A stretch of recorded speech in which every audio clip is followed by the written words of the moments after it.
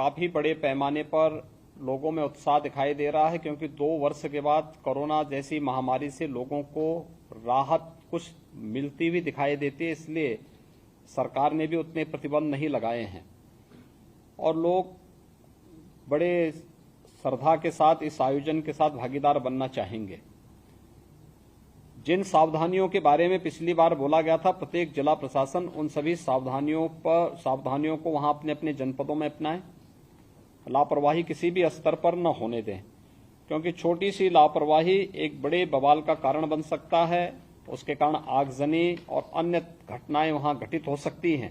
इसलिए उन चीजों पर एक बार पहले से उसको अपने जनपदों में देखें। अमरोहा जैसी घटनाएं न घटित हों, ये दिखाती हैं कि हमारी अलर्टनेस की स्थिति क्या है। और अगर वह रॉन्ग साइड गए थे, हमारी पेट्रोलिंग कहां थी? हम लोगों को वहां पे कोई ना कोई तो रहता, वहां पे कहीं भी कोई नहीं था वहां पे। तो इसके बारे में भी आप देखें। दूसरा, कन्नौज जैसी घटनाएं। कन्नौज में एक घटना घटित हुई थी। मुख्यालय से जिलाधिकारी और पुलिस अधीक्षक को वहां पे कैंप करने का निर्देश दिया गया था। और सबके बावजूद एक औपचारिकता निर्वहन करने के बाद ये दोनों अधिकारी वहां से नदारद हो गए और बाद में वहां आगजनी की घटना घटित होती है, तोड़फोड़ होती है। ये चीजें नहीं स्वीकार हो सकती है। शासन किसी भी अपराधी को कानून के साथ खिलवाड़ करने की छूट नहीं देगी। और जब कार्रवाई हो रही है किसी मामले में, तो उसके बाद अगर कोई कानून को हाथ में लेता है तो फिर उसमें कार्रवाई उसके खिलाफ भी होगी जो कानून को हाथ में लेने का प्रयास कर रहा है। ऐसे ही लखनऊ के अंदर भी देखने को मिला। लखनऊ में एक मॉल खुला है। वह मॉल अपने व्यावसायिक प्रतिष्ठान को लेकर काम कर रहा है और उसको लेकर के राजनीति का अड्डा बनाना, अनावश्यक बयानबाजी जारी करना और उसके नाम पर फिर सड़कों पे प्रदर्शन करके लोगों के आवागमन को बाधित करना और बार बार लखनऊ के प्रशासन से कहा गया सबके बावजूद भी अराजकता पैदा करने और सांप्रदायिक विद्वेष की स्थिति पैदा करने का जो कुत्सित प्रयास हो रहा है, यहां पे लखनऊ प्रशासन को बहुत गंभीरता से इसको लेना चाहिए। इस प्रकार की किसी भी शरारत को स्वीकार नहीं करना चाहिए। सख्ती से ऐसे तत्वों से निपटना चाहिए जो अनावश्यक मामलों को बढ़ावा देकर के माहौल खराब करने का प्रयास करते हैं। बहुत सारे माध्यम हैं, अगर किसी को सूचना लेनी है वे सूचनाएं उन लोगों से जाके ले सकते हैं, लेकिन कोई हस्तक्षेप करके आवागमन को बाधित करेगा। मैंने पहले कहा कि सड़कों पर या पूजा के लिए या किसी भी अन्य कार्यक्रम के लिए कोई जगह नहीं होनी चाहिए और इसको किसी भी प्रकार की अनुमति नहीं दी जानी चाहिए। जो शासन ने पहले से व्यवस्था बनाई है उसको हम सख्ती से लागू करें, इन चीजों को तय करें। दूसरा, कावड़ इस सावन के महीने में अलग अलग जगह अलग अलग प्रकार के कार्यक्रम होंगे। कहीं जलाभिषेक के कार्यक्रम होंगे, कहीं पे यात्राएं निकलेंगी, कहीं सावन मेले के कार्यक्रम होंगे, कहीं पर अन्य बड़े कार्यक्रम होंगे। हम इस बात को ध्यान में रखेंगे कि सुरक्षा और सतर्कता के बारे में देखिए, जिस प्रकार के अलर्ट आ रहे हैं उनको ध्यान में रखते हुए कोई भी शरारती तत्व माहौल खराब करने के लिए किसी भी कावड़ यात्री पे हमला कर सकता है। रात्रि में विश्राम कर रहे हैं उस समय उन पर हमला किया जा सकता है, कोई अन्य घटना घटित हो सकती है। इसलिए जहां भी उनका रात्रि विश्राम हो उसके आसपास का सुरक्षा का वातावरण बेहतरीन होना चाहिए। जहां जिस रूट पर भारी मात्रा में कावड़ यात्री चलें वहां पर ट्रैफिक डाइवर्जन की व्यवस्था हो और ट्रैफिक डाइवर्जन इस रूप में हो कि किसी को भी उसका उल्लंघन करने की परमिशन न हो। इसको भी हम ध्यान में रख करके देखें। शिवालय होंगे, मंदिर होंगे, उन सभी के आसपास हम देखें कि कोई जर्जर भवन है, बरसात के समय में वह गिर न जाए और उसके कारण जनहानि न होने पाए। इसके बारे में भी हम लोगों को वहां पर ध्यान में रखना होगा। बड़े देवालयों में, शिवालयों में भीड़ नियंत्रण के लिए हम लोग पहले से ही मंदिर प्रबंधन के साथ बैठ करके अपनी कार्य योजना बना लें और हम उसमें किसी भी प्रकार की लापरवाही न होने दें। परिवहन निगम की बसें जो हैं, जो सड़क पर सही हालत में चलने लायक है, उन्हीं को सड़कों पर चलाएं। अन्यथा जनपद स्तर पर भी और यहां शासकीय स्तर पर भी इस बात को, मुख्यालय स्तर पर भी इस बात की समीक्षा हो जाए कि जो जर्जर हो चुकी हैं, चलने लायक नहीं है, सड़कों पे पलटती हैं, इस प्रकार के कोई भी वाहन सड़कों पे न चलाए जाएं।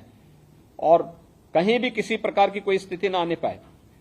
स्वच्छता और पेयजल की व्यवस्था हर एक जगह हो और सुरक्षा के लिए जो भी हम लोग अपने स्तर पर व्यवस्था कर सकते हैं वह हम लोग करें। कांवड़ यात्रा के बारे में और अन्य जो पर्व होने, अयोध्या का सावन मेला है, अन्य कार्यक्रमों की तैयारी हमारी बेहतरीन तरीके से होनी चाहिए। ये हम लोग अभी से देख लें, कहीं भी किसी भी प्रकार की अव्यवस्था, अराजकता फैलाने की छूट किसी को भी न दें। एक तो ये मामला है। दूसरा है, जो अभी प्रमुख सचिव संस्कृति ने आपके सामने एक प्रेजेंटेशन प्रस्तुत किया था, हर घर तिरंगा का।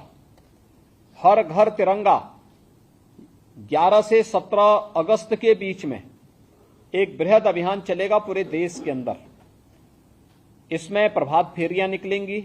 मैंने पिछली बार इसकी बैठक की थी और मैंने तब भी यहां पे हर विभाग ने अपनी अपनी कार्य योजना बनाकर के प्रस्तुत भी की होंगी। हर घर तिरंगा के इस कार्यक्रम को 13 से 15 के बीच में यह कार्यक्रम बनना है। उत्तर प्रदेश का जो लक्ष्य है वह 4.5 करोड़ का है, जो उत्तर प्रदेश ने लिया है, और देश के अंदर सर्वाधिक लक्ष्य उत्तर प्रदेश ने तय किया है, जिसमें 2.5 करोड़ तिरंगा या जनपदों में एसएसजीज के द्वारा, एनजीओज के द्वारा, निजी टेलर्स के द्वारा, जिला प्रशासन के अधिकारियों के द्वारा बनवाए जा रहे हैं। याद रखना, जिन लोगों ने जो लक्ष्य दिया है उसको प्राप्त करने और उसे वितरण करने की व्यवस्था भी सुनिश्चित करेंगे। दूसरा, एमएसएमई विभाग के द्वारा भी 2 करोड़ झंडों के टेंडर किए गए हैं और ये भी निर्धारित समय में संबंधित जनपदों को उपलब्ध हो जाएंगे। इसमें अलग अलग केंद्रों पे इन्हें बिक्री और वितरण की व्यवस्था होनी चाहिए।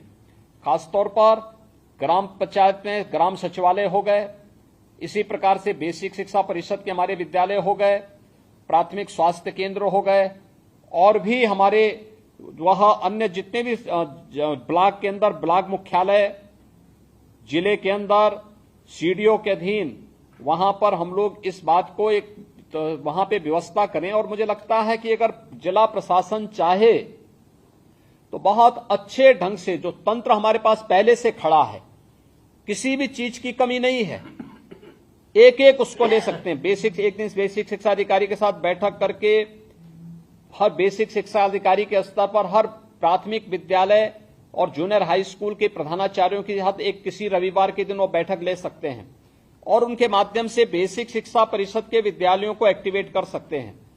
ग्राम्य विकास और पंचायती राज के साथ एक साथ बैठक हो सकती है कि हर ग्राम पंचायत स्तर पर कौन नोडल विभाग, कौन नोडल अधिकारी होगा, कौन इन चीजों को व्यवस्थित रूप से हर घर तक पहुंचाने का कार्य करेगा। स्वास्थ्य विभाग है, आंगनवाड़ी हैं, आशा वर्कर हैं, इन सभी का हम बेहतरीन उपयोग करके हर एक स्तर पर एक बेहतरीन मैकेनिज्म तैयार कर सकते हैं, जिससे किसी भी स्तर पर हम लोग जब 13 से 15 के बीच में देश अपनी आजादी का अमृत महोत्सव मना रहा होगा, उस अवसर पर हर घर में भारत के आन मान और शान का प्रतीक प्रधानमंत्री जी के विजन के रूप भारत का तिरंगा फहराया हुआ दिखाई दिया जाना चाहिए। ये हम सुनिश्चित करें और इसको लेकर के अभी से हमारी कार्य योजना आगे बढ़ जानी चाहिए और इसको लेकर के हम लोग अभी से अपनी तैयारी पूरी कर लें। किसी भी जनपद स्तर पर इसके लिए कोई लापरवाही न हो। जो टारगेट आपने दिया है कि जनपद स्तर पर इतने तिरंगा आपके स्तर पर बनाएंगे, उसका निर्धारित जो माप होगा, उस निर्धारित माप के अनुरूप ही आप उसको बनाएंगे। उसकी डिजाइन आप संस्कृति विभाग से ले लेंगे या मैं गृह विभाग से कहूंगा कि वह हर एक जनपद को, जिलाधिकारी को उसका एक माप बना करके उपलब्ध करवा देंगे, जिससे जो भारत सरकार ने जो अपना एक्ट में संशोधन करने के बाद भी ये व्यवस्था दी है उसको, क्योंकि झंडे लगाने ही नहीं, उसके लिए डंडे भी चाहिए। कैसे इसको करेंगे? लोगों को उसके लिए प्रेरित करना और बड़े पैमाने पर होना है, एक अभियान के रूप में होना है।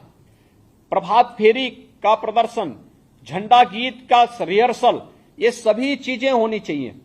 और पुलिस बैंड हर एक उस स्तर पर, मैंने पहले कहा, हर शहीद स्मारक पर इस दौरान एक सप्ताह प्रभात फेरी भी नियमित रूप से हो बच्चों की। एक सप्ताह 11 से 17 के बीच में पुलिस बैंड हर शहीद स्मारक पर आधे घंटे राष्ट्रगीत के धुन को जो राष्ट्रभक्ति से संबंधित गीतों की धुन के साथ वहां पर बैंड की धुन के साथ उसे लेकर के उन्हें उनका वादन करें। राष्ट्र अलग अलग स्तरों पर हम कलाकारों को भी इसके साथ जोड़ सकते हैं। अन्य प्रकार के कार्यक्रम होने चाहिए। और 15 अगस्त के मुख्य कार्यक्रम के दिन हमारा प्रयास होना चाहिए कि स्वतंत्रता संग्राम सेनानियों के परिवार के लोगों को, देश की आजादी के बाद विभिन्न युद्धों में शहीद हुए परिवार के सदस्यों को, पुलिसकर्मी जो शहीद हुए हैं अपनी कर्तव्यों का निर्वहन करते हुए, उनके परिवार के सदस्यों को बुला करके उन समारोह में सम्मानित करने का कार्य करेंगे तो उसकी अपनी एक अलग वो होगी। अलग अलग प्रकार के कार्यक्रम, बेसिक शिक्षा परिषद, माध्यमिक शिक्षा परिषद, उच्च शिक्षा परिषद, व्यावसायिक शिक्षा, प्राविधिक शिक्षा, मेडिकल शिक्षा, ये सभी लोगों के द्वारा अलग अलग कार्यक्रम अलग अलग स्तर पर होने चाहिए। हर ग्राम पंचायत में, हर अमृत सरोवर में, हर ब्लॉक स्तर पर, हर एक स्तर पर कार्यक्रम उत्साह और उमंग के साथ आयोजित होना चाहिए। यह तैयारी हमारी अभी से प्रारंभ होगी तो हम लोग सफलतापूर्वक इन कार्यक्रमों को आगे बढ़ाएंगे।